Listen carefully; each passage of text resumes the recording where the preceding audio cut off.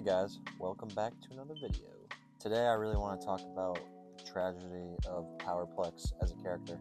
Once I read the comics, I was really excited for him to be in this show, and he hasn't disappointed so far. But he has only been disappointed in his whole life, basically. I'm sure some of you watching that can probably sympathize with that. If you guys haven't watched Invincible or Invincible Season 3, there's definitely going to be spoilers, so just beware. So, Powerplex, or Scott Duvall, which is his real name, is a villain slash anti-hero in Invincible.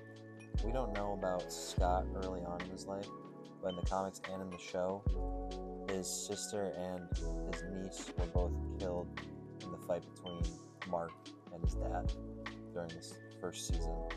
He does everything he can to get some sort of justice for his family and the people that died by going through the justice system, but I mean, superheroes are just kind of outside the justice system in this world. Now, we know Mark didn't purposely do anything. He was trying to defend the planet from his dad, and it would have been a lot worse. But Scott doesn't know that, and he only has one person to blame, which is Invincible. Oh, a little man has come in. Guys, this is Remy. Anyway, Scott Duvall works for the GDA along with, where Cecil Stedman works, and where Invincible, who he used to work for at one point. While working at the GDA, he stole tech, these disc things that would, when put on his body, they would absorb energy when he's hit.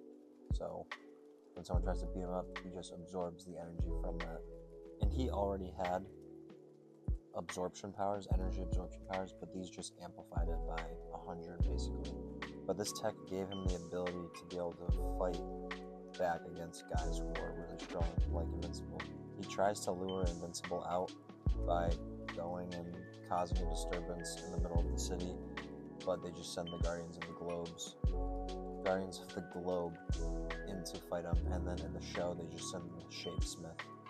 And the thing I really like about Invincible is I feel like no one really has real plot armor in the show, except for maybe Adam Eve. But it feels like Mark doesn't really have plot armor. It just seems like he just endures and ends up surviving. I don't know, but I'm interested.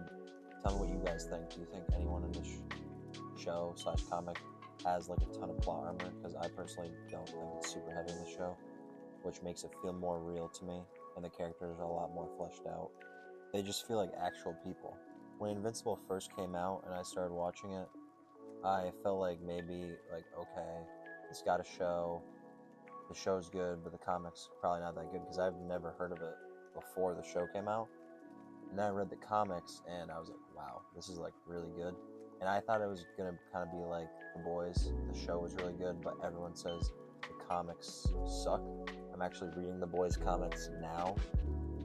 Not great so far, but so because Powerplex can't get Invincible to show up, when he gets captured by the Guardians of the Globe, he actually ends up escaping prison en route. Now, he hatches a plan with his wife, who is also very crazy, and they put her and their son in danger by basically pretending it's a hostage situation. That's exactly what it is. They're pretending it's a hostage situation and tying her and their kid up, who's 1 year old. It's definitely kind of like a Bonnie and Clyde situation, except Clyde has superpowers and they have a kid, so we get to see how terrible parents they are. But of course, Invincible comes and tries to save them, and they get into a huge fight, and Powerplex puts this surge of energy onto Mark's head, and it goes across the whole building, and it fries his wife and kid, leaving them not alive. After this, Powerplex gets locked up. He ends up, I guess, kind of escaping prison once the Invincible War comes up, which that just came out. The Invincible War on the show just happened.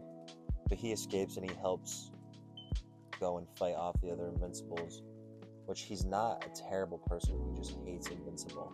He is a very crazy person, though. After the Invincible War is over and they're cleaning up the rubble, Powerplex is helping, and once Mark shows up to help, he takes that opportunity to attack him, and he does, but he gets stopped by other heroes.